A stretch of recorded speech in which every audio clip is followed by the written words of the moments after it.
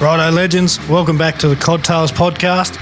This week's a little bonus week for you guys. Get it in between the episodes and fill in a bit of a gap. We've got an AFTA trade show, bit of a talk and all the new products coming and going, and also some shit stories along the way. Quite literally. I mean, you know, a bit of tackle talk here and there, and got to slip in some poo stories at the end. And we'll get them rolling. And as always going to talk about the mental health point we're trying to get across, and that'll be then round out the episode for the bonus. So let's do it.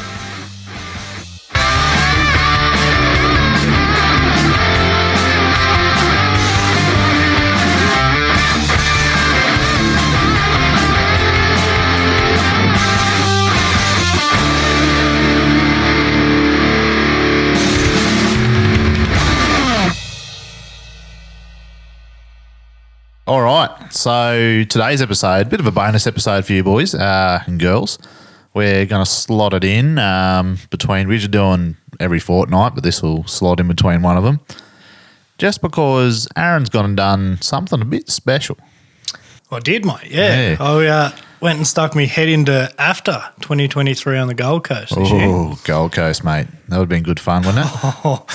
Kid in a candy store, mate. So many good new toys, and yeah, world was blown. Yeah. What'd you get up to other than that? But like outside of it, I actually went for a fish while I was up there. Yeah. Oh, I saw a few photos. What, a few brim and what else was there? Flatties, no, we didn't get a flounder, but that was a trip before. What was the other thing we were catching? Oh, tarwine. Oh, that's right. Yeah. Yeah, stuff like that. Little stripy ones. The little bread and butter fish that kids go up catching. Just chucking off the docks, piers, or and just unweighted stuff with 6-pan and just have a bit of fun with them, eh? Like, something to do.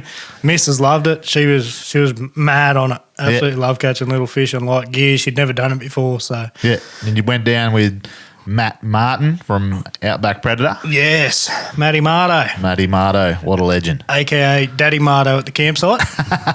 Yep, that bloke can stoke a fire. Oh, mate, you ever seen a better stacked fire? Let him know, he'll beat it. Yeah, 100%. And he's got a rule. And what's that rule as? Can't go to bed if the fire's good. That's right. So and he knows how to stoke a good fire, so you're there for a long time. Plenty of time to put them away. Yeah, bloody oath. Right, well, let's get stuck into this lure talk, mate. What did you find out? What did you see? What stuck out to you? Mate, I could talk for hours. It was honestly mind-blowing of what stuff is out there and what's coming. That's the exciting part. Yep. But, yeah, mate, I made the trip up to the Goldie on the Wednesday, and there was a trade day Thursday, Friday. So I got to have a bit of an early look and see what was around. I ended up sticking my head back in on the public day just because I'd missed so much. But, how big of an area is it? Like, how many stalls and that sort of stuff? Mate, I reckon if I had to guess, it'd probably be 200 metres long by 150 wide, and there's so many stores. Yeah, right. Oh, not saying stores, I should say tackle brands. Yeah. Yeah, so it's all your biggest brands, big and small. You got a couple of custom little lure crafters are up there, and you also got the big boys like Shimano, Daiwa, Wilson. Yeah, and a couple of little brands that I'd never even heard of before, which is a good step and platform for them. 100%. Like, especially if they've got something new that no one else is doing, you can see what other people are coming up with. Yeah, exactly right, mate. Yeah. But, yeah, in all honesty, there's so much that sticks out to me. For instance, I absolutely fell in love with a surface lure, and I cannot wait to get my hands on it. It was probably up there in my top 3 lures I found. It is a mega bass lure. I've seen this, and I'm actually excited. It looks awesome. I'm not going to lie. Cod season is closing very, very soon. Oh, unfortunately. And by the time this episode out, I think it will be closed, but yeah. Yeah, probably be the week of, so. Yeah, it will be a couple of days after, I think, yeah. Unfortunately, I got that excited about this, so I found one in Japan a month ago. Well, and pulled the trigger on it, did you?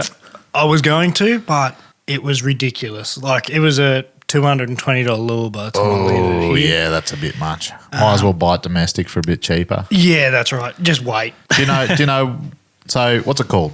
It is called a Raid Decker Dodge. Raid Decker Dodge. And what would you liken it to? I looked at it and I'm looking at that and I think a Venicrawler. Exactly right. Imakatsu Venicrawler, Yeah. which And is my go-to surface lure and has been same. for years. And that's the first lure that I stole off you and used and got one of my first surface fish on too. You did, yes. The old 70 model. From the boys might remember we had a trip out to Wellington where Aaron busted a tyre out with Norm Wilson and got out there and did a bit and caught a few off surface, which is actually beautiful. Yeah, we did. I remember we had a cod hit the boat. Yeah, between the electric and the boat. Yeah, Yep. chasing that surface lure and dang, I was like, did you hit the boat? No, cod head hit it. Yeah. So this lure, definitely keep an eye out for it, guys. It's Raid Decker Dodge. It's 130 mil. It's 2 ounces, so it's going to be easy to throw for a big profile lure. That's 60 gram. Yeah, pretty much. Light Yep. as. It's a winged surface lure, so it's not actually a paddler. It's kind of a walker or a creeper in that type of way. I'm pumped for it. Absolutely pumped for it. And if it's going to perform like the Avena crawlers do, it'll be unreal. So these Avena crawlers, they call them zombaits over in the States. They do, yep. And if you ever see them work, no matter how much or how slow you're reeling them in, they're moving. So hopefully these are going to be exactly the same. They look awesome.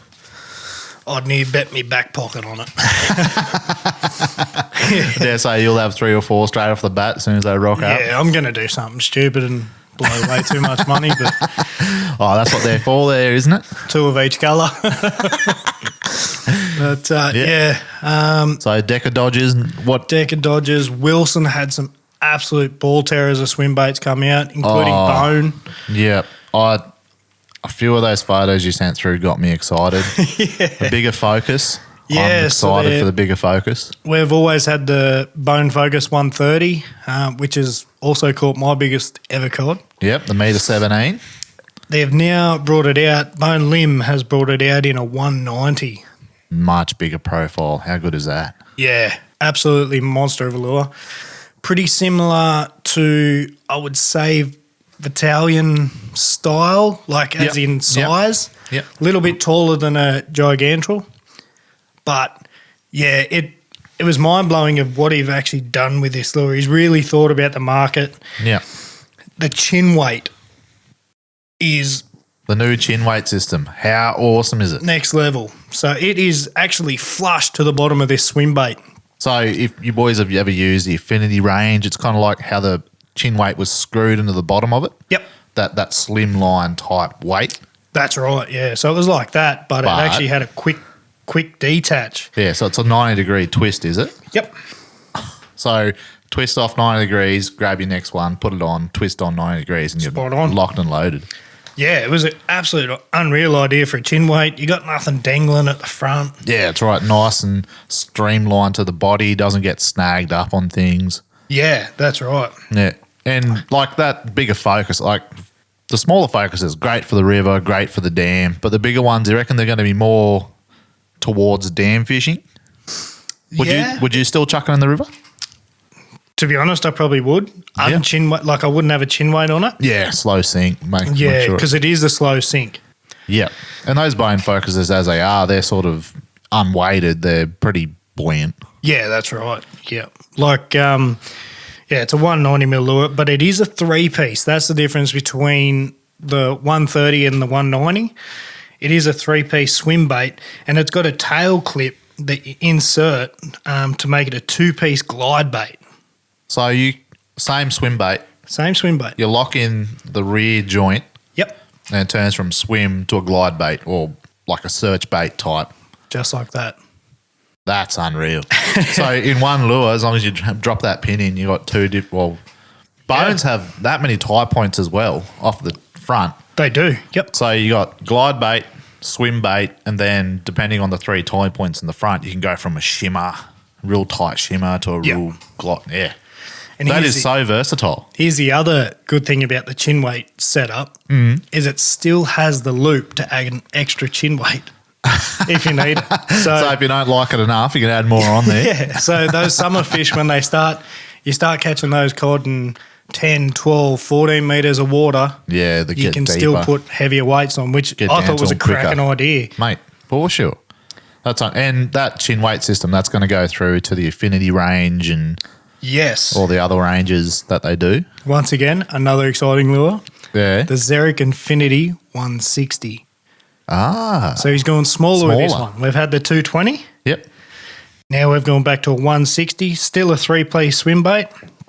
Now that is going to be dynamite for a lot of the coastal boys too, with a flathead like that perfect Yeah, mullet 100%. whiting size. Yep. And I same mean- thing, removable chin weights.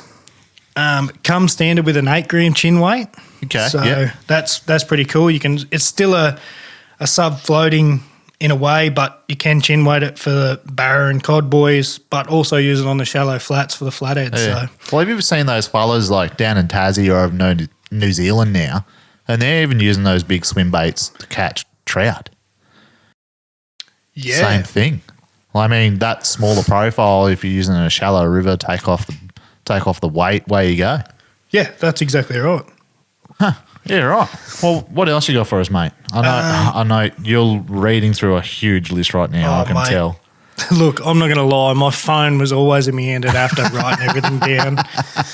So much stuff, mate. You wrote down what was it, 700 words or 1,000 words or something in your notes? 1,700. Or 1,700.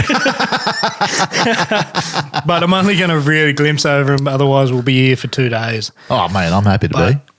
Bone, enough beer, another. Look, Probably they do deliver. Oi. But yeah, But that was the other thing as well. You were talking about a baby barra swim bait. Bone's done a barra one. It's 173 mil long, barra shaped glide bait.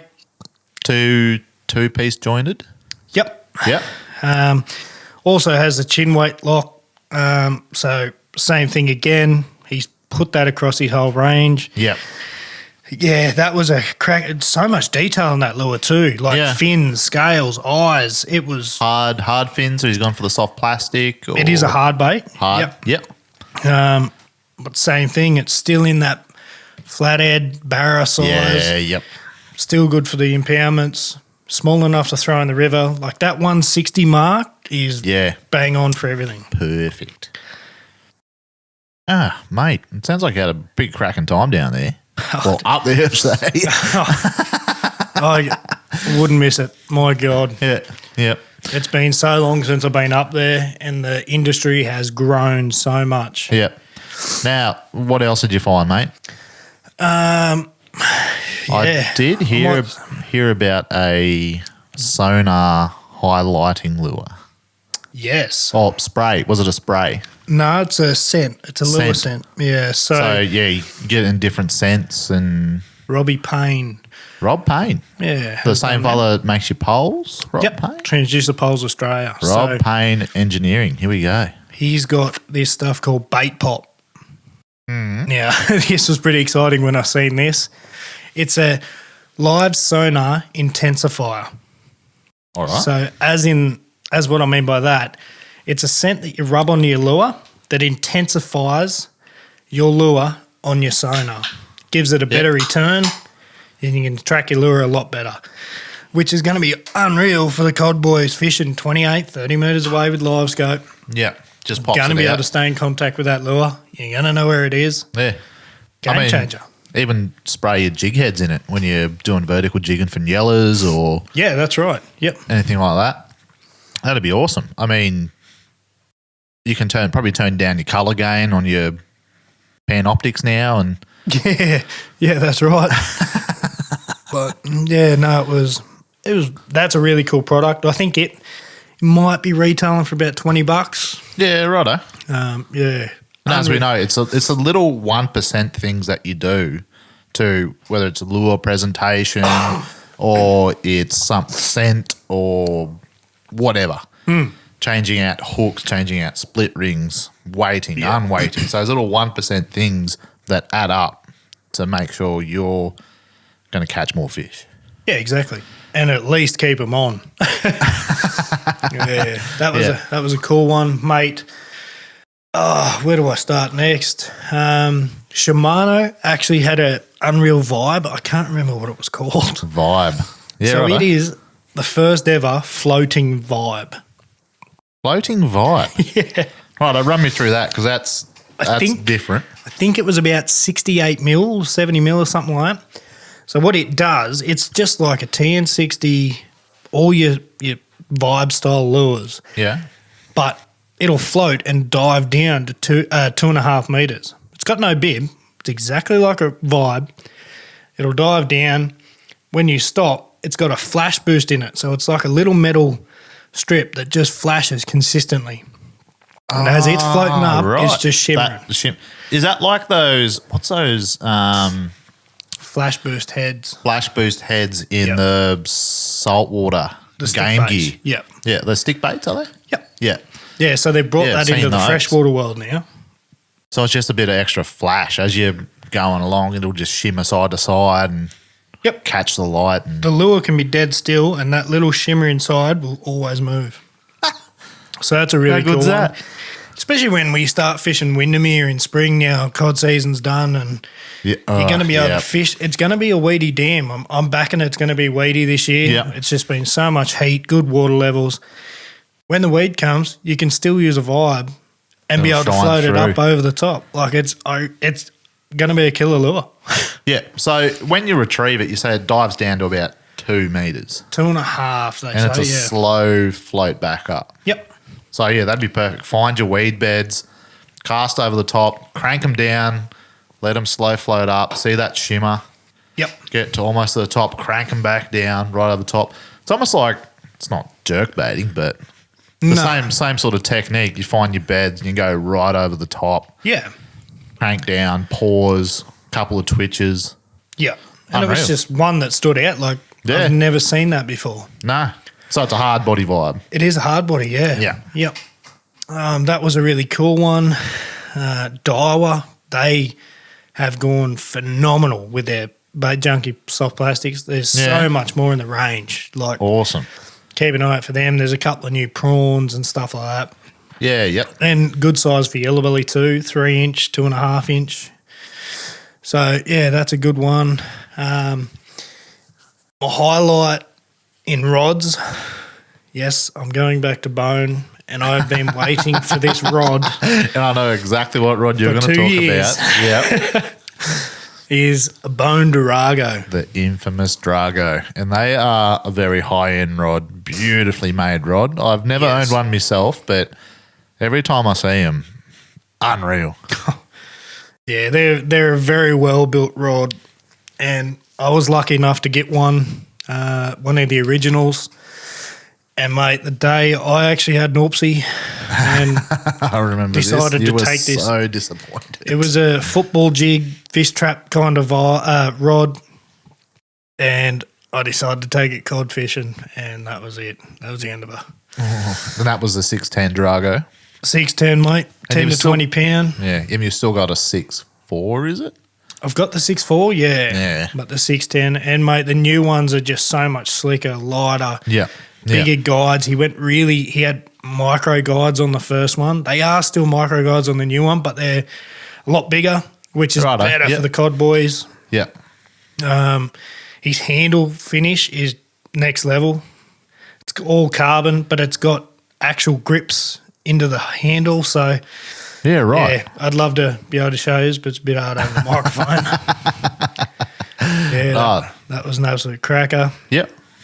Righto. So we talked about a few lures, a few rods. How about reels, mate? Any good reels coming out that you're really excited about?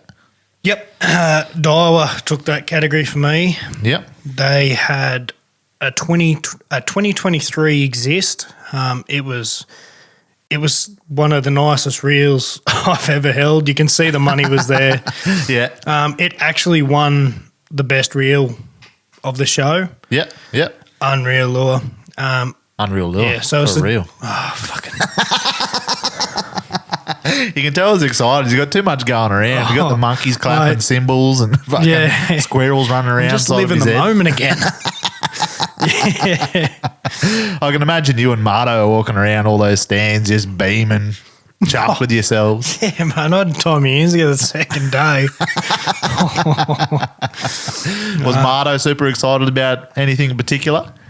Nah, he was just happy he was there. Just happy to be a part of it. Yeah. Nah, good on him. There was, what else can I say? Oh, yeah. Rapala, Crush City soft Crush City. plastics. I have seen them advertised. You and will see them, yep. They do like a new prawn imitation.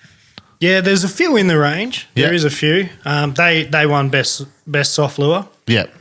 So yeah, because I've seen like the prawn or shrimp imitation instead of the turbo shrimp where it had the legs going side to side. Yep. These ones go back to front, don't they? Yeah, spot on. Yeah, and that'd be excellent for your smaller ones for your brim, your flathead, and all those sort of that's bread right. and butter fish. Yeah. Yeah, J-Braid, they had a new braid called the J-Braid Expedition. Yeah. Pretty much an upgrade to the J-Braid Grand, a little bit thinner. Yeah, it's a little bit more waxier, so a lot nicer casting. Righto.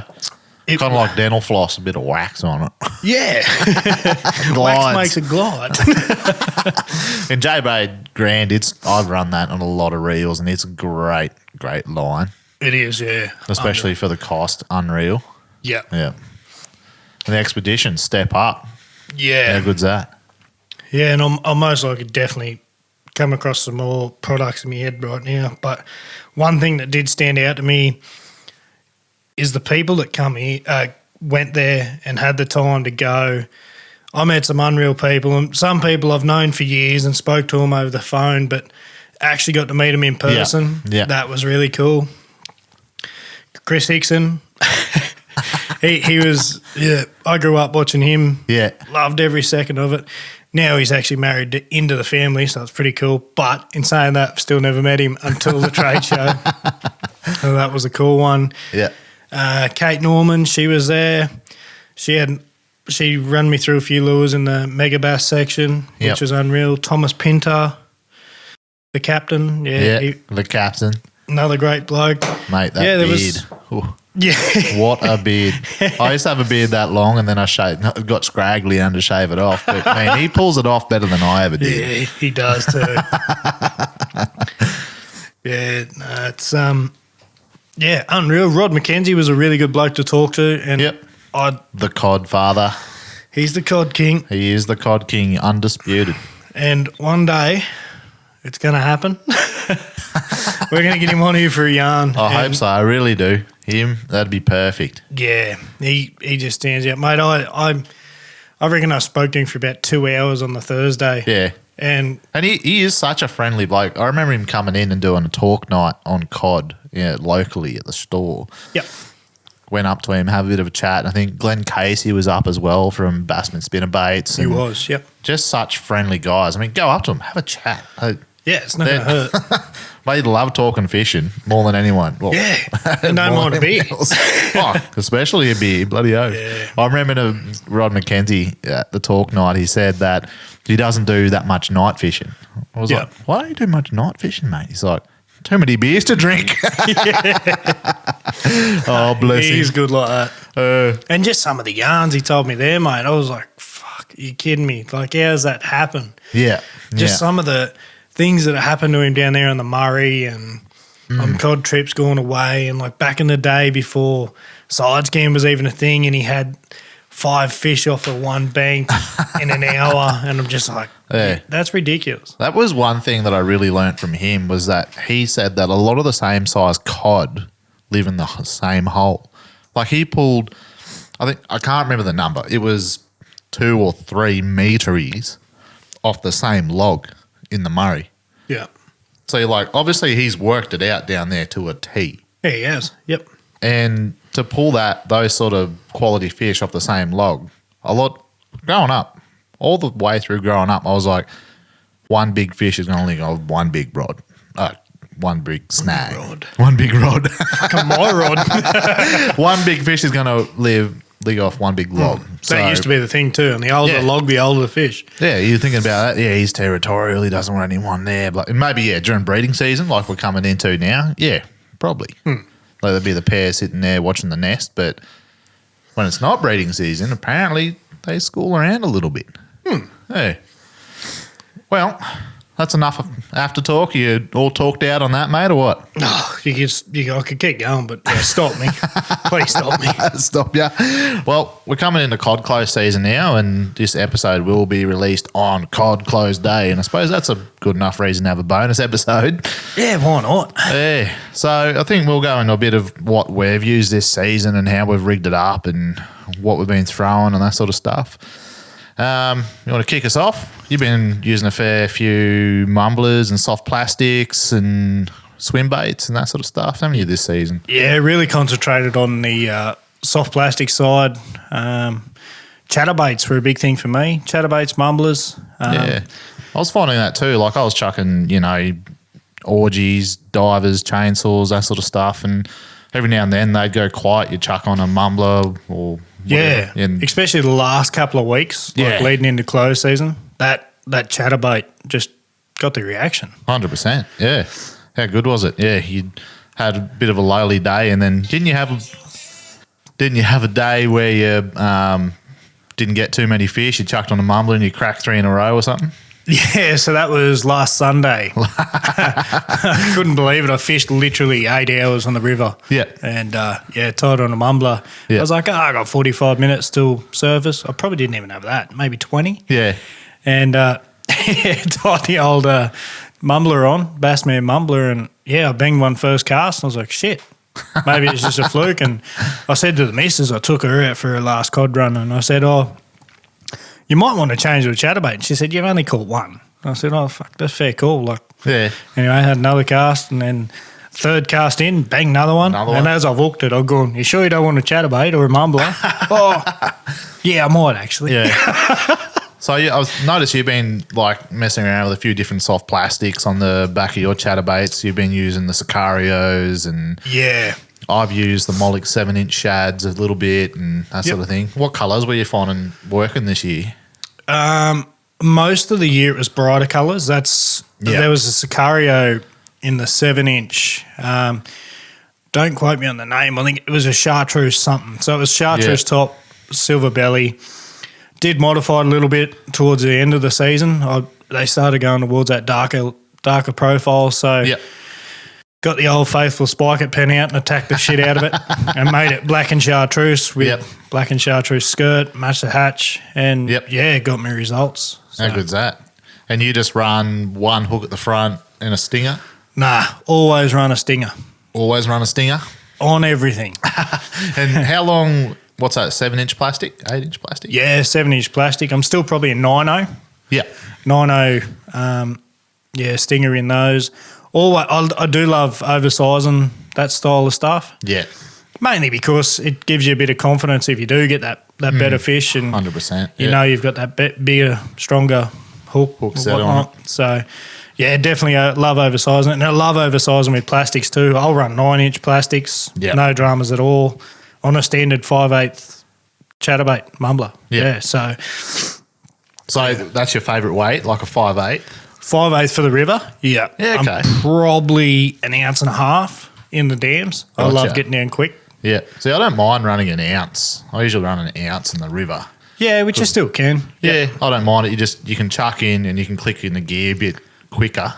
It sinks a bit quicker and you just haven't got to be worried too much about the counts. You just flick, click, maybe give it one count and you're pretty much in your hot zone anyway. Yeah, that's right. Yeah. Yeah, and it was a weird season, especially with that style of thing. I opened the season with you, with a cod and a chatterbait. Yeah, that's right. You got one on a chainsaw, and so I opened mine with a chatterbait. Never threw one for the whole season until the last 2 weeks. And closed it on chatterbait. So it's just one of those things. Yeah, I mean, I don't think I've ever really thrown many lures out of the packet, which is what we like to talk about now is not many of them standard out of the packet these days. No, always upgrading split rings and hooks and that sort of stuff, which sometimes throws out the way they work a little bit, especially if you're going heavier. Yeah, you do have to toy with it a bit, so be patient. But a lot of your Japanese swim baits, they're definitely not built Nah, they're built with for the hardware on them to handle cod. built for the bass scene. So Yeah, like Not as big. a large bass for them is 10 pound. Yeah. That's our average fish. yeah, that's right. So, yeah, you definitely got to beef them up. A lot of blokes will run 4 or 5 times trebles. I don't. Nah, I'm like 3 to 4. Yeah, I'm definitely a 3 times man. Yeah. Due to the fact of setting the hook, Just easier, sharper point. 100%. Yeah. Yeah, I'd Easier rather have that easier to put a penetration. needle and a chopstick through a lip. Yeah, yeah. No, it's good. Yeah, and swim baiting this year, you did pretty good on a Copeton Magic Gantrel out the dam. Got that big 87, big old slob. Yeah, Did you good. modify it at all? Obviously, new split rings, new hooks. Yeah, yep. Definitely upgraded. I did have still a standard chin weight on it, but I sticky weight the middle of the belly. Yeah, So instead of sinking unnaturally head first, it kind of balances the Goes out lure a little out bit. to sink flat. yep, I really like that style. yep. Instead of just that plummet head first Yeah. down. I really like that slow flat Yeah. drop. Do you double split ring at all on the rear or the front or anything like that? Always double split ring the front. Yeah. I don't really split ring the back. Twice anyway. I don't put 2 on the back. Yeah. Main factor is your back treble will flick up over the top of the tail and foul up, Yeah. which I have tried, tested, didn't work for me. Yeah. Might for some people, but Yeah. And you, I've watched you and I do it now. We get the old spike pen, red spike pen, and you colour in the joints to make it look like they're flaring Yeah. gills and that sort of stuff. yeah, that was I've been toying with that for probably 2 years now. Is the joints of the swim bait, if you can get that bright reddish colour Yeah, in it. in there. If a fish is following behind, it just looks like a fish in distress with their gills flared. Yeah. They can see that red flash. It could be a trigger thing. Plays in my head that it is. Yeah. Well, And those when it- spike pens also have a bit of scent on them too. So you just They have, do. have I've got the garlic scented ones. You're just flicking on there. It's those little 1% things you got to do to try and get these big girls to bite. Yeah, you got to do everything. Yeah. No, that's all right. And for me, I think this year I've thrown more soft plastics than I ever have. I really like the way that when you chuck a soft plastic, it swims on the way down. You still get a bit of a tail flick as it sinks. Yeah, that's right. Yep. Always going to go head first. I usually run just a jig head off the front, big Yep. old jig head off the front, and then a little stinger off the bottom sometimes not, just depending on how I feel. The size of the bait as well. If you feel like it's going to need a stinger off the back, just a bit of mason wire and tie him up. Yeah, well, that's right. Like when it comes to big plastics, for me, I'm not a big fan of a top hook at all. No. And toying around with them in the shop all the time and Yeah, that's right. using them myself. A lot of times when there's an oversized or bigger gauged hook coming out of the top of plastic, they tend to roll over Yeah, okay. and it doesn't look right. So, yeah, running 2 belly trebles, Yeah. that's the way I like to run them in the dam. Bit of Yeah. mason wire or a bit of heavy braid, 80-pound braid Yeah. or whatnot. The way, I like doing the whole breakaway system too. So you use the mason wire to actually stick into plastic. So if they hit that hook, they break away from your plastic, not going to rip it up as much. Yeah, spot on. And like one of the real handy tips, probably you boys will know, still one of your missus bobby pins. I'm telling you. You cut one of those in half, and because they've got the little ridges on one side, you actually push them up over your mason wire or a bit of braid, and they go up into your plastic and bite in pretty well, but they're still soft enough so when you actually get that bite, it'll rip out and Pull not out. damage your plastic. Yeah. Cool little trick there. Yeah. Yeah, then going like with the top hook thing, I'm never going to run a double treble under the belly in the river. That's just asking snag for central, trouble. isn't it? Yeah. So I dibbled a little bit into the weedless stuff this year. Not a huge fan. My hookup rate was not where I Not wanted great. it to be. Yeah. I've seen a few boys do pretty well on the weedless stuff, especially in the river. You know, you can chuck it into stags and don't have to worry too much. But I almost just think I'm over in the States chasing fucking largemouth bass. I've just got to jack their jaw. I rip it out all the time. Yeah. I did catch a few, but like nothing worth writing home about. I'd miss 5 to catch one. yeah, But yeah, what else you like changing up, mate?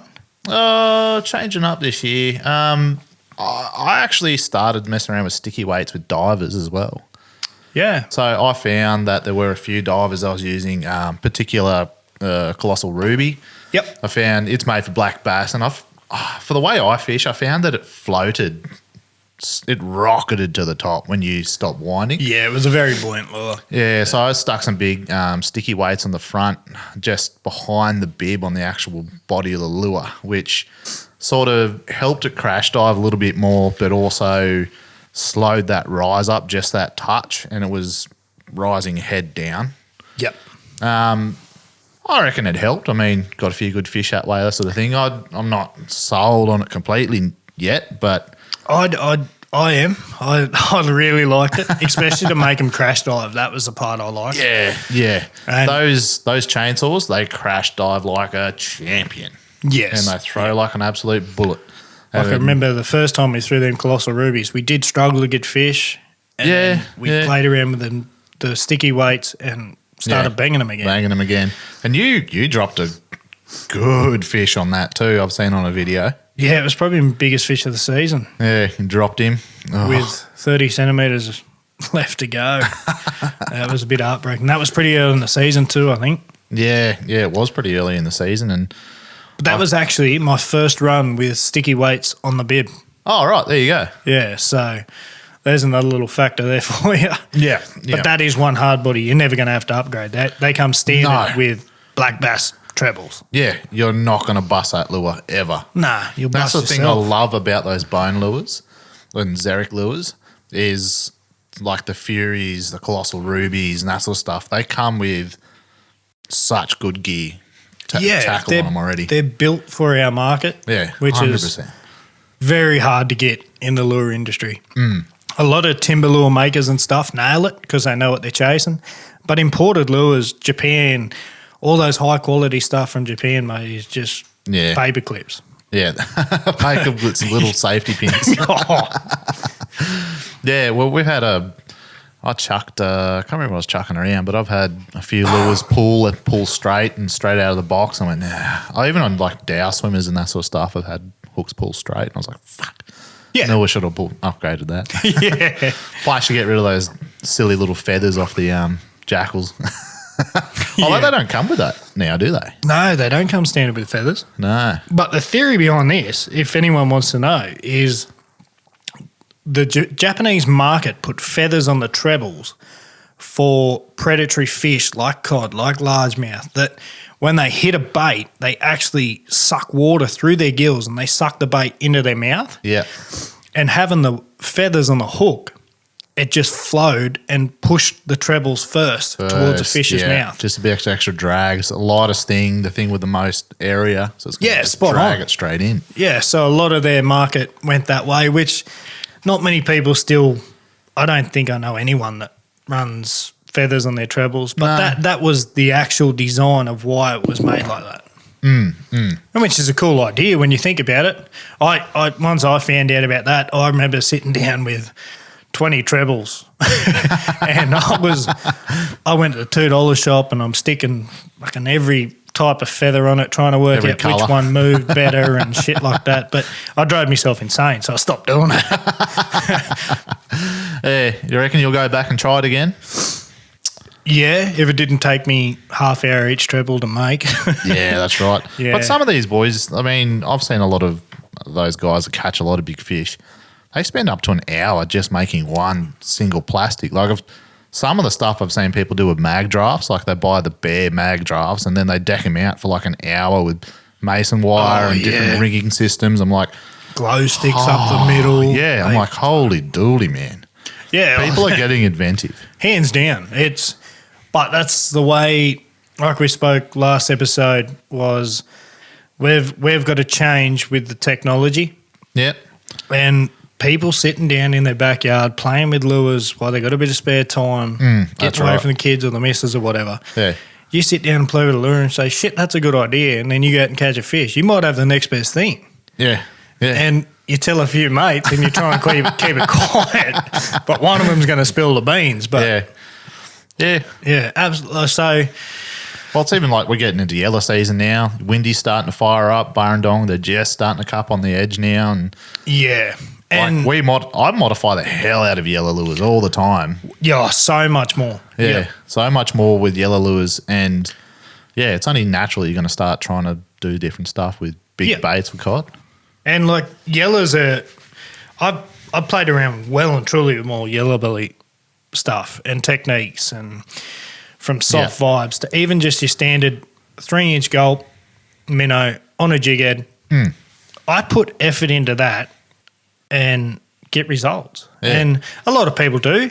And everyone rigs them different, but it's the little 1% things that get you over the line. Yeah, like I love sitting down with a couple of beers in front of the TV and just start rigging jig heads and just interesting ways, buying stuff with undertow points, and you put beetle spins on them, or you tie little bits and pieces and stingers and whatever else off them. And I like there's those times where I've tied stingers onto jig heads and that fish has hit that stinger.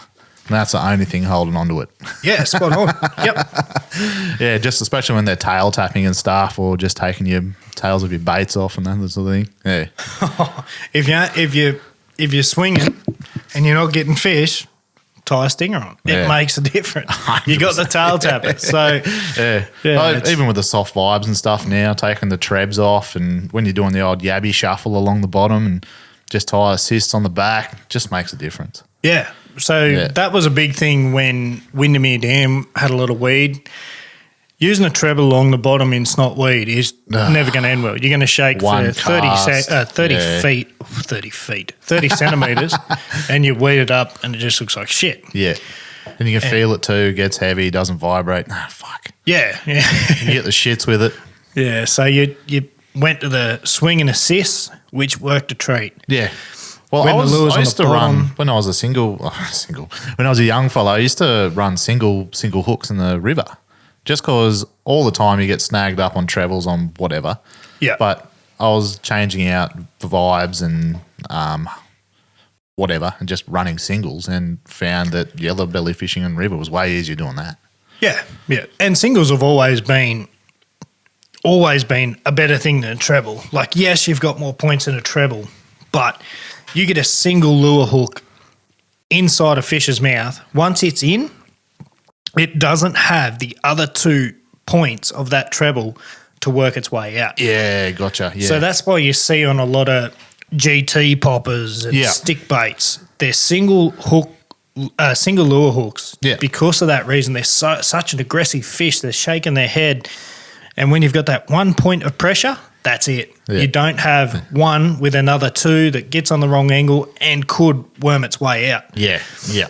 So, single hooks to me die hard, especially in the yellow belly fishing industry. Yeah. Yeah, and I might toy with that idea over the next couple of months with cod now, actually, to be honest. I might try a few divers with some single hooks. And I have honestly tried it. Divers I struggled with. Yeah. Going back to being so buoyant. I couldn't get them heavy enough. Ah, yeah, gotcha. But now we tie it in with the sticky weights. Yes. I'd done this. I'm talking 2010, 2012. I was playing with that. Yeah. And, there was no sticky weights back then. No. You just need to get some heavier singles. Oh, mate, yeah. Try and keep it down. Yeah, righto. No, it's great. Anything else you can really think of that you've been modifying or playing around with lately? One thing I'm really excited for being spring is a football jig. Oh, football jig bite. I got this bite 3 years ago and I have been hooked ever since. Yeah. And he talks about it all the damn time. It was honestly the best spring fishing I've ever done. And I'm lucky enough to go, I'm going to Glenbourne in 2 weeks' time. Yep. Jig bite. Yeah. Beautiful. Hopefully. It is a little early for a jig bite, but spring's early too, so you never know. Yeah. I'm meeting Boothie and Banksy. They're coming down. Boothie's coming down from Brizzy, and Banksy's obviously coming from the coast. So we're all going to meet over at Glenbourne and get into some try bass. for this early spring bite. Yep. But in saying that, I did learn football jigs on bass and blew my mind. Yeah. Of how you could shake them, you could drag them, you could pause them, you could do anything and they'd get eaten. It was just ridiculous. I could pitch them in a tree, let them sink, they get plucked out, and your line would stop. Then you set the hook. It was just, you could not do a thing wrong with these football jigs. And I guess that's why I love them, because they're fucking idiot-proof. Yeah. And I remember time went on thinking, what the fuck is going to eat this thing? Yeah. And I think it was, I might have fished it for about an hour and didn't get a thing, and then pissed at a tree, and I was like, oh shit, I just got a hit. Got smacked. So that's where the obsession grew. And then it was into trailers, into different heads. Yeah, yep. I remember going to Windermere. Swim jigs? Yeah, I started throwing swim jigs. I didn't like them as much because I loved a lot of rock banks with them. Yeah, yep. Especially in spring, like your rocks, your first element that heats up in the water, so it rises the water temperature, which brings on the spring bite, stuff like that. So fishing around a lot of rocks and timber, I love that football style head, just so I didn't get caught up in the rocks as bad. Yeah, gotcha. And like some of them, I was moving them like 1 inch every second. Like I was hardly moving these lures on the bottom. And with a bit of action into it, or just most of the time, no. Flat drag. It was just a very flat drag. Yeah. Yeah. Just bouncing over rocks off the bottom and whatever. Yeah, let the skirt do its thing. Yeah. It doesn't take Flare much out. for a skirt to flare out. So, that slow I drag. I like with football jigs, I love trimming up the first little bit of the plastic so they actually stick up instead of falling back. That's exactly right. Yeah, so you get that little springy ones that are always sort of sticking up at the front, and the back ones just sort of a bit of flow behind it. And bang on. And that's something I learnt over the last couple of years was cut your skirts back a bit, flare them out. Yeah. And then when you do have that little pause, it just looks like a fucking little spider. Like it looks freaky, but it's something fish enjoy. So I remember same year after learning football jigs, I went to Windermere, fished the Golden Classic. I fished with Brucey Brahm and Corey. And I don't even think we caught our bag limit on the first day. So we were just a bit disheartened. Had a few too many beers that night. Woke up next morning and I'd literally gone through my whole tackle trays and everything, and I was like, I'm out of options. Like I don't know what to do. So it's just a bit of a panic mode. And we've gone out and we pulled up in this first spot, and I still hadn't had a lure tied on. Corey and Bruce were in the water, all ready to go. And I seen one of Bruce's boxes there, and I said, I seen a black football jig. Yeah. And I remember saying to him, I said, you ever thrown these for yells? He said, nah, it's me bass box. I said, I've caught bass on them. Yeah. How wouldn't a yeller eat it? 100%. So we're imitating gabbies. Yeah. Going across the bottom. So I plucked this thing out. I said, fuck, what's the next best thing for a yellow belly? 3-inch black gulp. Whacked a 3-inch gulp on the back of this thing, trimmed up the skirt. Yeah. And I'd been throwing this thing for probably 20 minutes and never got a touch, so the confidence was going out the window quicker than I could drink the next beer. And Corey got a snag, so we've gone into the bank to get this snag off. And I mean, we're in about 1.5 meters of water, and here's this perched up 60 Literally plus perch. Yeah, no pun intended. And he was just sitting there on top of this weed bed, and I was like, holy shit, like there's a yellow right there. Yeah. So my first thing, I just threw me jig right in front of it. Jesus Christ. Threw me jig right in front of it, and I watched the yeller's nose go to the bottom, and I just shook it like I would a Trans Am or a fish trap. Yep. I watched his gills flare out, and I said, I don't know if he had that or not. Sucked it up. And then I slowly lifted. Had weight. And as I did it, he spat it out. I said, right, okay. Need to stick him. The game changed. I said, just give me 5 minutes on the edge here. So we cruised through the shallow stuff. And so is this like on the back of a weed bed where it sort of thins out? Yeah. So it's when that happened, there was a weed strip about 10 metres off the bank. Yep. And we got in the inside of it. So it's only 1.5 meters max. Yeah. Very shallow stuff. And the very next fish was only 5 meters away. They were fucking everywhere on the edge. So this was where it just all clicked together. The next fish, I was like, threw in front of him, watched his head go down exactly like the first one, seen his gills flare up, and I was like, right, into him. That's it. Hit it, banged it. I think it was a 605 or something. I was like, oh, magic. Let's go. So the boys are all scavenging around for plastic, Jesus Christ, football jigs. I'm having a fat time. See, this is why I need to drink a can before we start doing this. That's our problem here, mate. You're only fucking on your second one. Yeah. And, so the boys running around, and I remember not having enough football jigs, so we're rigging Bassman jig heads up with spinnerbait skirts and mate, it killed it. Like, I remember we would have fished that morning session and would have got 30 sight casting with football jigs. How good. It was phenomenal. Like, mind you, we had the whole Saturday, didn't even catch 10, and we've just brained 30 in 3.5 hours. So change your whole weekend around. And it was just one of those ones one day earlier. Like, we got 3 over 600, a couple of high 50s, and I'm like, that would have been it. Yeah. But it was just too late. So I remember me and Corey went over the very next weekend, and I said, we're giving this a red crack. And, mate, it was like cod fishing in a way. We were flat out on the electric. It was that crystal clear. You could see a fish 20 metres in front of you. So you just pull up. There was no live scope. It was all sight casting. Yep, throw it in front of him. Throw it in front of him. Yep, he's going down to it. Bang, just hit him. Like, it was so fun. Yeah. But do you think I've ever had another one like that? I've caught them. I caught them in a lot of dams and fish jigs everywhere because they are honestly my favourite way to catch yellowbelly. I had a little bit of a bite with a good mate, Benny Mosley, at Burrendong. We got over 50 fish for the session on football jigs, just running them down rock walls. Yep. And blew his mind because he thought they were bass lures. Yeah, it's slowly grown. Just trying some stuff out and figure it out and get it to work. Yeah, so it doesn't have to be a yellowbelly lure or a cod lure to catch that fish. It has to, if you've got confidence in it, it'll work. Yeah, that's right. Just got to work out how to work it. The most common lure I sell for redfin is a saltwater micro jig. Yeah.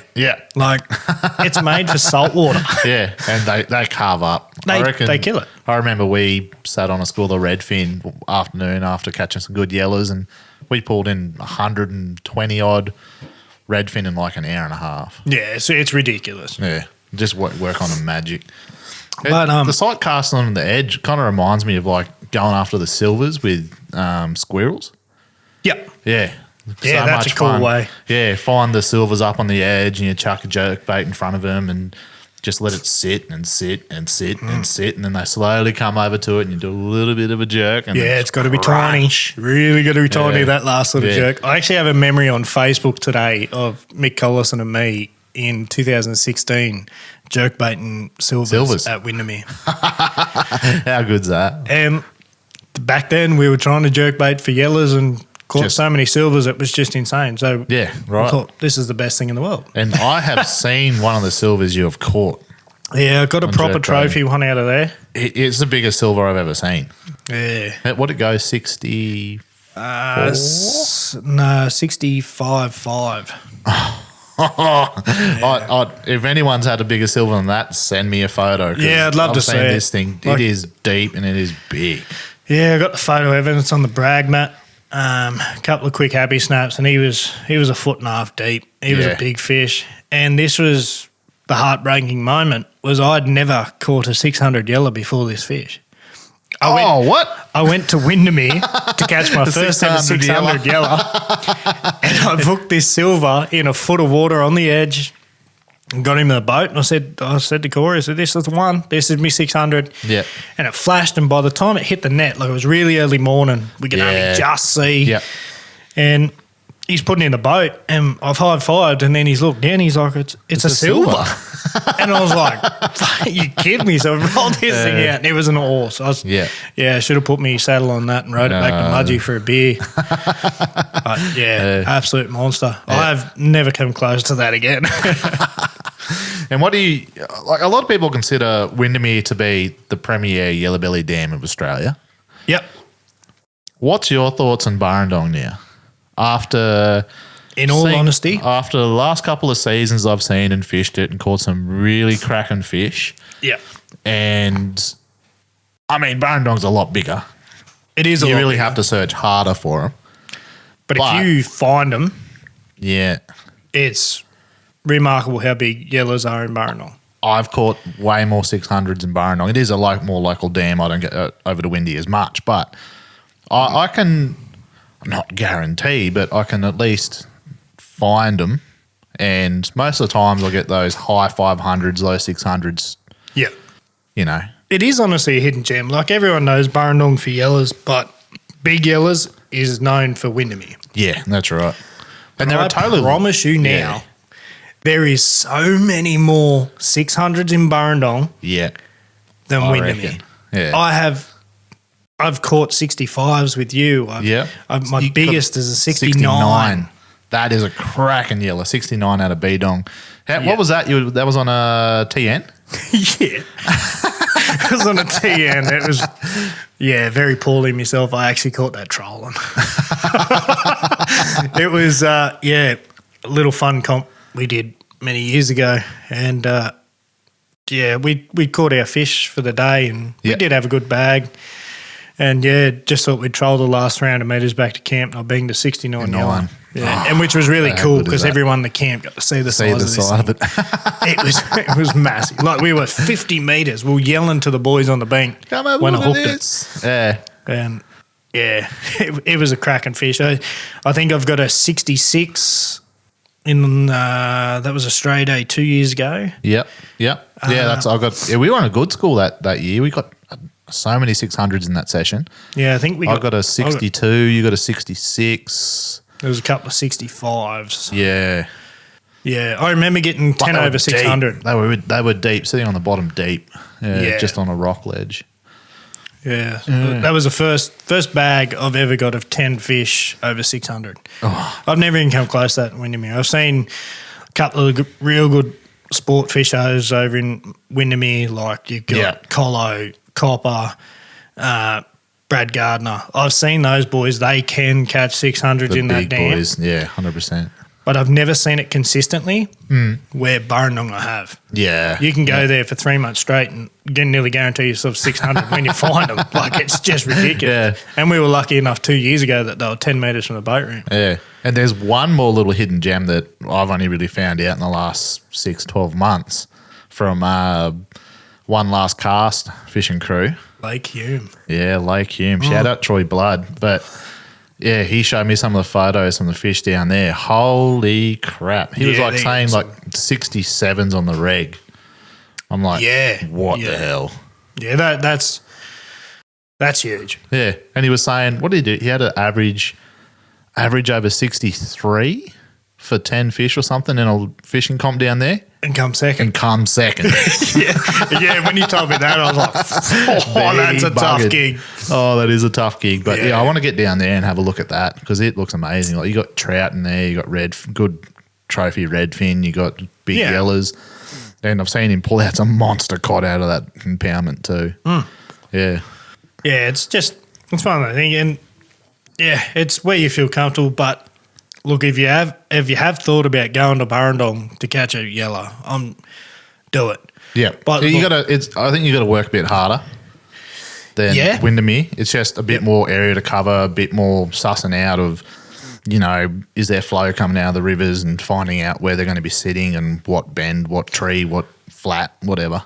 And the thing I've worked out with Burrendong is your water temp's your favourite thing. It's your best friend. You really need to keep your eye on it. Yeah, like you can find fish everywhere in that dam, but your active ones will always be in a certain temperature. And when you find that temperature, stick to it.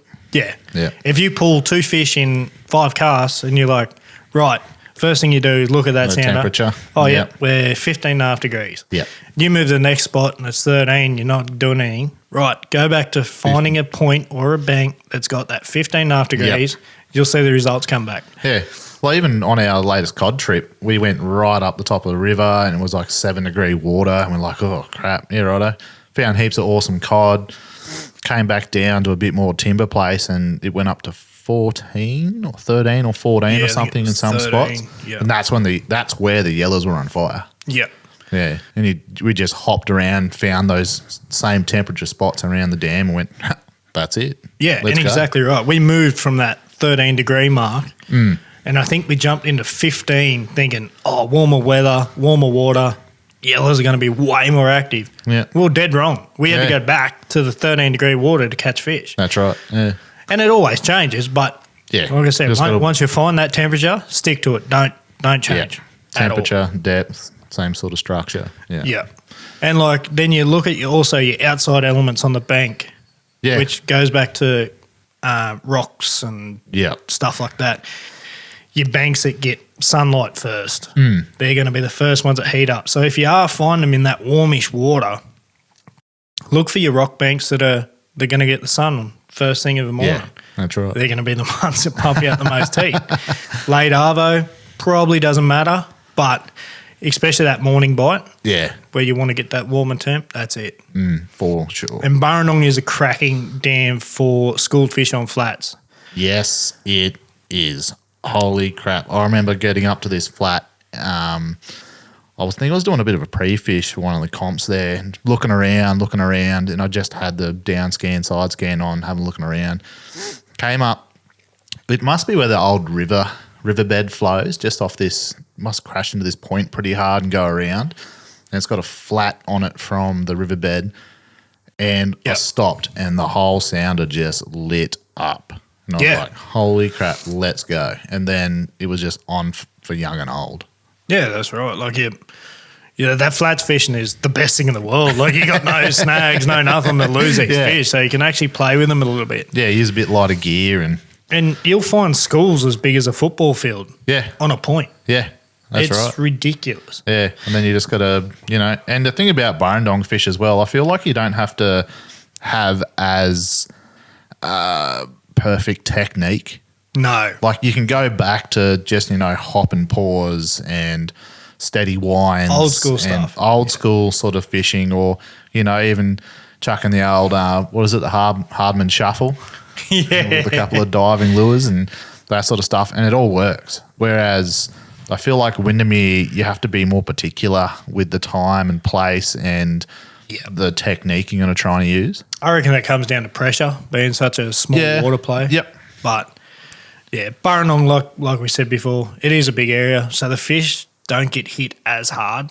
Yeah, and there's so much more places for the hide get away, and you don't want to. Not everyone wants to travel 30 k's upriver to try and find a good spot. They just want to stick around the main basin. And But here's another tip for you: the last 3 years, we have not left the main bowl.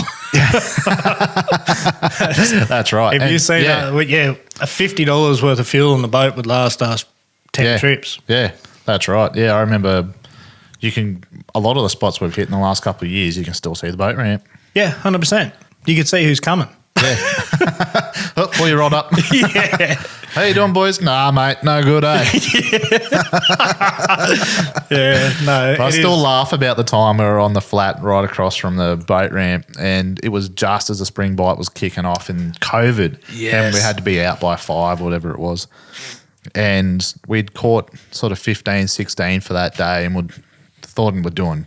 It was going bonanzas. No one else was catching fish. No. One of our mates snuck over and just spot locked in place, and I just having a yak, and I just looked down at the screen. I was like, oh yeah, there's one down there. You picked up a rod, just put the rod down and bang, straight in front of them, and they're we haven't caught anything all day. You do that in front of us. I think we ended up catching 3 by the time they electriced away. Yeah. Oh, it was fantastic. But you do get them times. Yeah, you do get lucky sometimes, and you try something out of pocket and it works. And here's something I'd love to hear from a few of you guys as well, whether it's ever happened to you. It's definitely happened to me and Dane. I have heard a few stories about it, but I'd love to hear yours if you got one. Yellowbelly in springtime attacking the electric. Yeah. How wild is that? I didn't believe you guys when you were talking about it, and I was like, I've never had that happen. I know, you stared at me like I died 10 years ago and I was back in front of you. I think it happened that day. It did happen that day, yeah. Yeah, and I just heard the electric go. I was like, what the hell was that? And I looked around, and you see these yellows sitting under the electric and smacking it. Yeah, it's like they're suicidal. They line the prop up and they just full pelt straight at it. Yeah, And they hit it. Yeah, you definitely know. Yeah, they shake your motor. Yeah, and you're like, did I hit a tree? No. I remember there was a comp down at Burrinjuck, me and Skeezy and Nath. We're sitting 50 metres beside each other, and it was that hot. We got our legs dangling in the water. And it was a really weird bite. The yellows were swimming around the school, but they were swimming around, and you'd like bang 2 or 3 real quick, and then they'd be gone for half hour, and they'd come back.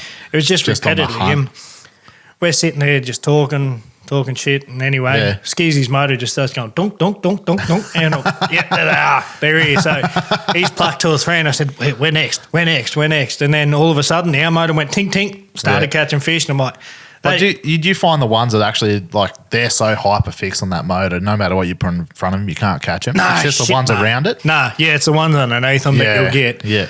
But it's a good telltale that they're there. So, I'd really love, if you've got one, shoot us a message on Facebook. Yeah. Love to hear it. Be cool to see, like, what other dams they do it in, because I've had it in Barrendong, obviously, but have you had it in Windy? I've had it in Windy, yep. Yeah. Wyangler? No, I haven't had it in Wyangler. I think I've heard of a few of the boys at Hume. Yeah, I've had it. But I've never had... Yeah, none of... I don't think I've heard of Copeton, so there's another one. Yeah. Copeton's big yellows. I've never heard them smacking the prop, but definitely shoot us a message. Righto, well, let's get into a few yarns then, shall we? Yeah. Round it out. Now, we kind of have been toying around with this idea, and it's a little bit disgusting, I guess. I'm nervous. What do you want? So originally we were going to call this episode Don't Shit Up Hills.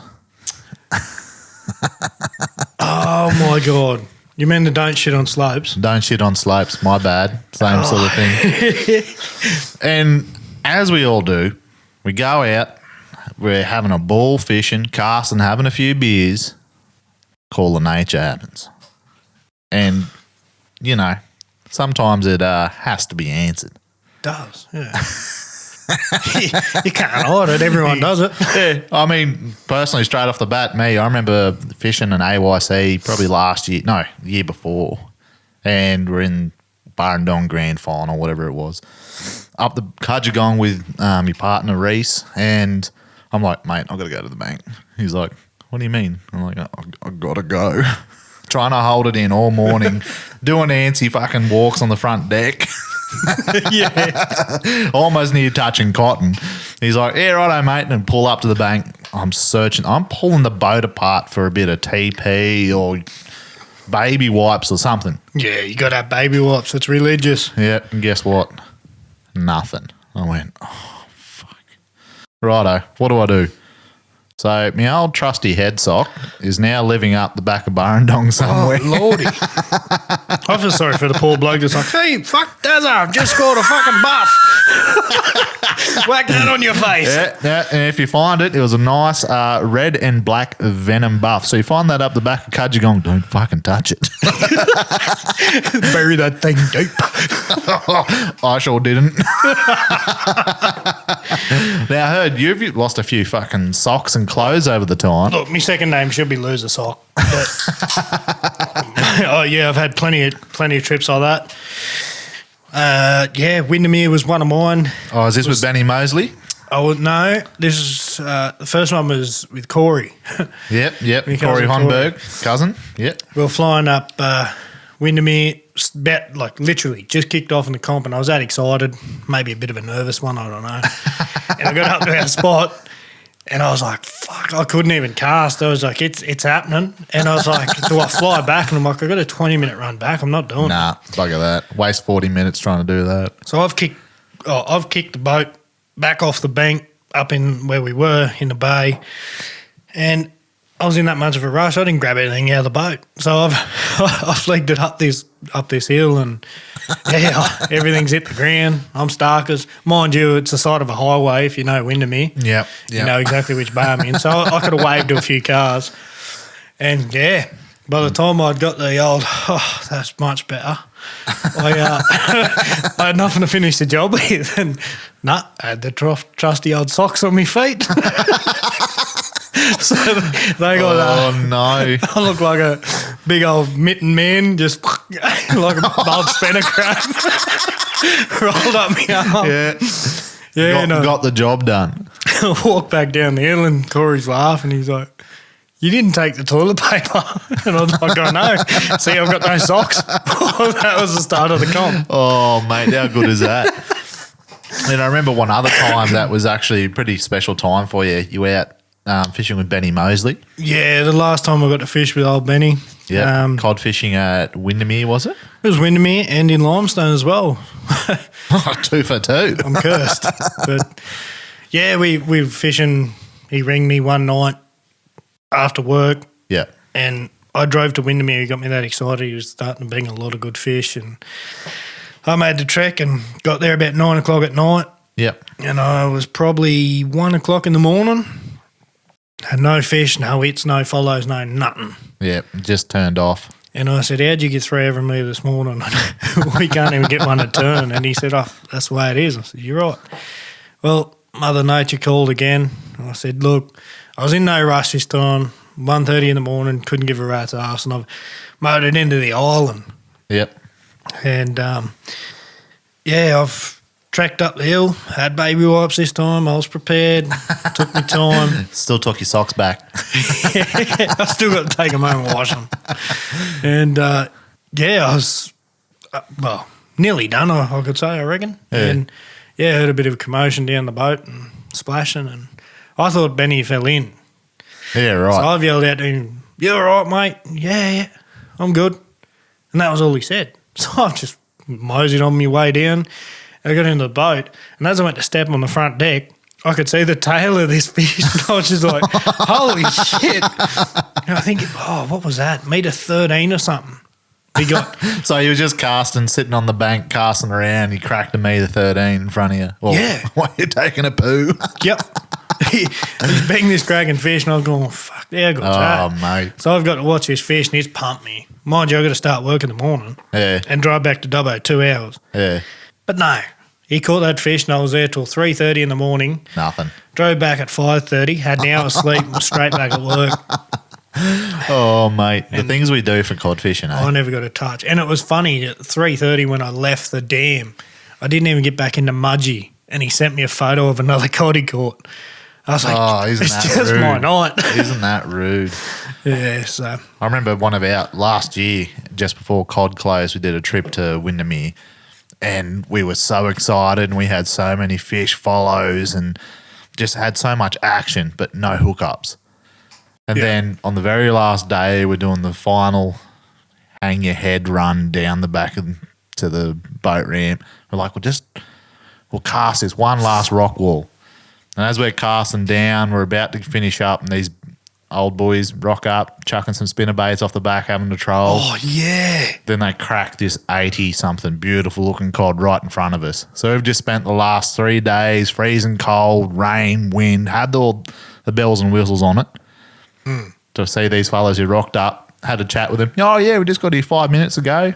Chucked out the back, had a bit of a troll, and crack, straight on. Yeah. And it was like 9:30, 10 o'clock in the morning. Yeah, You're I was like, oh, man. yeah, that was a disheartener. I would have rather go 10 rounds with Conor McGregor in the hot go. And you were freezing that trip, I remember that. And I got crook as a dog. Oh, that's right. That morning, that Sunday morning, you laid in the bottom of the boat for like 2-3 hours. Yeah. Just constant crook. Oh, yeah, it was no good. All I wanted to do was just go home, but you can't leave a good cod. But Nah. Yeah, and we found some good spots there. Like there was one spot you'd sand out 5 or 6 meteries in one spot. You're like, what the hell? yeah, that's right where it got Chucked sick everything at was where that monster missed me swim bait. Yeah, that's right. And to this day, that is still the biggest cod I've sounded up. That thing was monstrous. He was a big fish. $1.20 plus, and it was almost a metre deep. Oh, my dear. Yeah. The gut must have been hanging off him more than me. Wouldn't look normal size if I was holding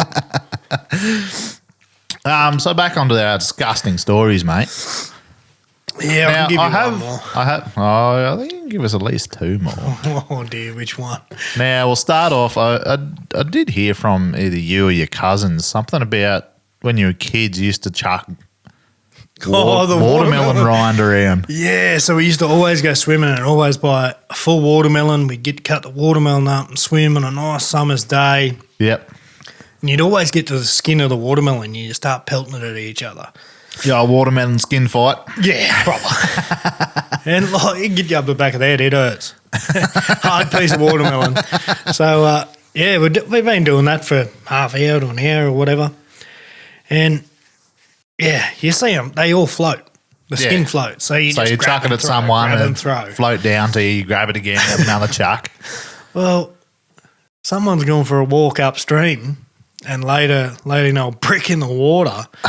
And I'm just on rapid fire downstream. I'm grabbing every rind you can see. Yeah, like pepping them down back at my cousins, and I just happened to reach to me left, and I grabbed this thing, and my fingers went straight through it. And God, it makes me think thinking about it. Yeah, that was the filthiest thing that's ever. So one of your cousins has gone upstream, chucked an old dookie in the water, floater. It was a floater. No watermelon seeds in that one. Oh, I think you're a watermelon rind. You cracked him up. Did you throw it? Nah, I went straight through it. Oh, mate. It was like turbulence in the water trying to get it off my hand. It was no good. Oh, mate, that is proper. That's fucking disgusting. But yeah, filthy. Absolute filth. Oh, yeah. Oh, and the whole reason why we're going to call this episode, what was it? Don't shit on slopes. Don't shit on slopes. Was this story coming up right now? Yes. And this is another good one. I spoke to the bloke that this happened to, and he doesn't want me to mention names. Don't mention names. So it's going to be Tom, Dick, and Harry for this Tom, story. Dick, and Harry. Are you Harry, Tom, or Dick? I'll be Harry. Nah, you're Dick, definitely. Yeah, so I'd gone fishing with two other boys, and we were bait fishing back then. Yeah. Used to always pull up on banks and stuff like that, and never really tied on the logs back then. Anyway, we've had this real sheer cut-off bank.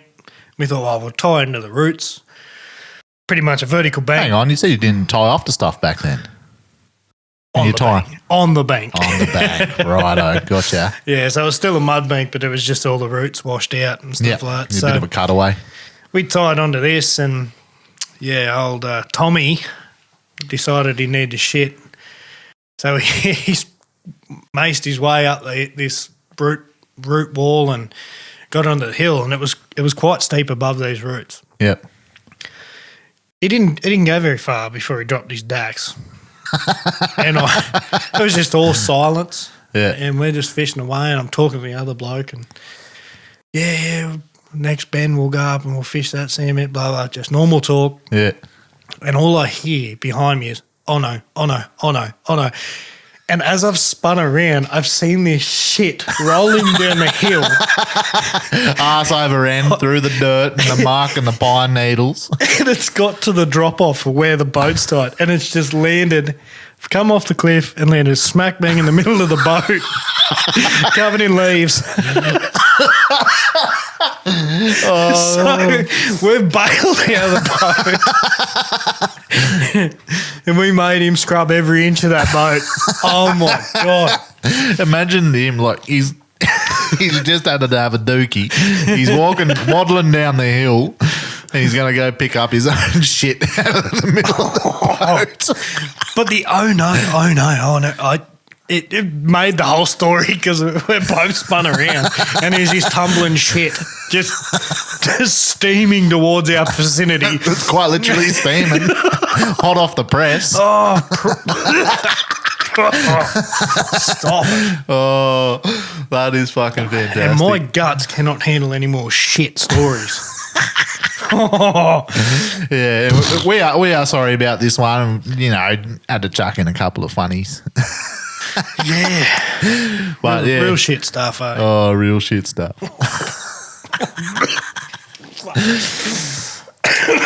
I'm still no good. Oh, that's no good, mate. Oh. No, nothing is with shit. Nah. Well, I suppose we're ready to round out this one on a bit of a positive note. Yeah. Mate, everyone who has donated lures, we are amazed about how many people are donating lures Yeah. into our mental health lure board. And this is something we're going to try and kick off probably a week prior to this episode. Going to try and at least start auctioning some stuff off because at the moment I'm looking at the board and there is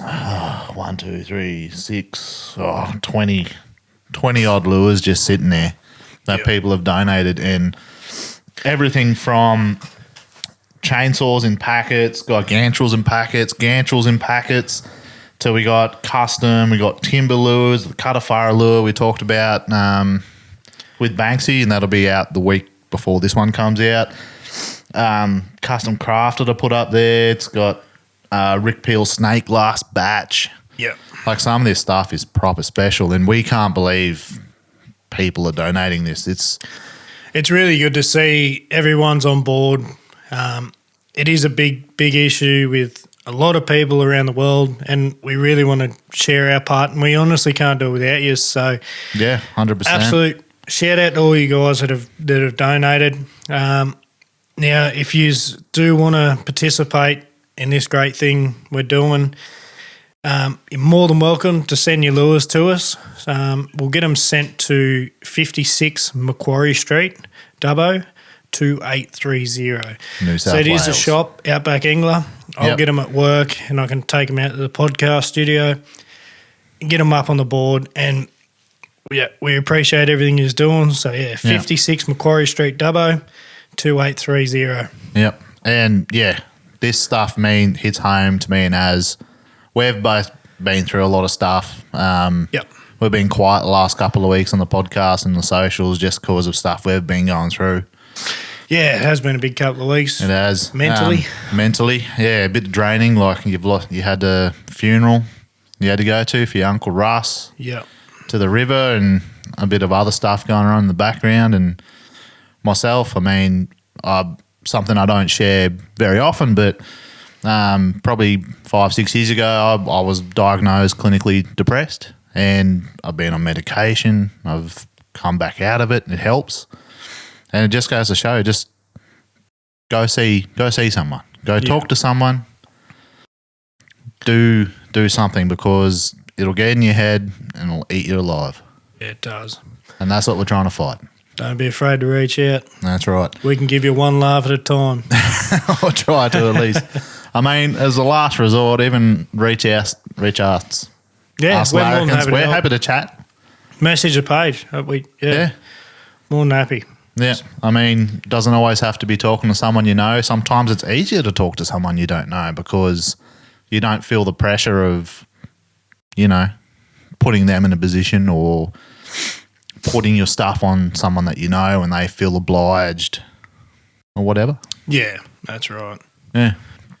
So, lads, bit of tackle talk for you. A couple of funny poo stories.